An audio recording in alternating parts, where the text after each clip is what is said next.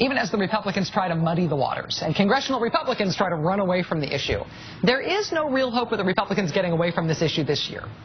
At least there is no hope of it as long as the stuff Republicans are doing in the states continues to be so eye-popping. In Wisconsin this week, the state's largest medical society is asking Republican Governor Scott Walker to please veto that state's latest radical anti-abortion measure. It was passed by the Republican legislature, and doctors in the state say the bill would infringe on the physician-patient relationship. In Utah this week, Republican Governor Gary Herbert signed into law a 72-hour waiting period for women's abortion. It's the longest mandatory waiting period in the country.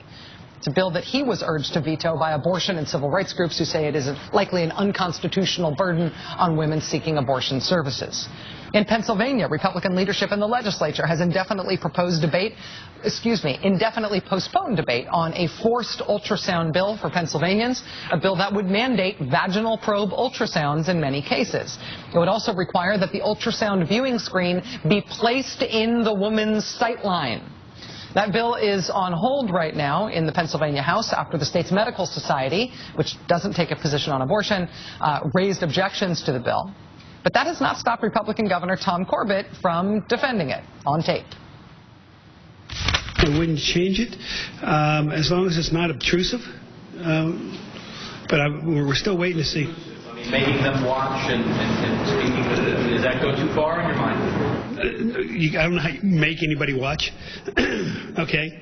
Because you just have to close your eyes. But as long as it's on exterior, not interior, okay?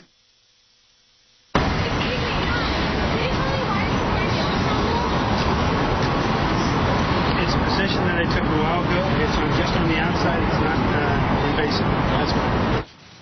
He keeps talking about this, and he is both very visibly super awkward about it, but he's also totally wrong about it every time.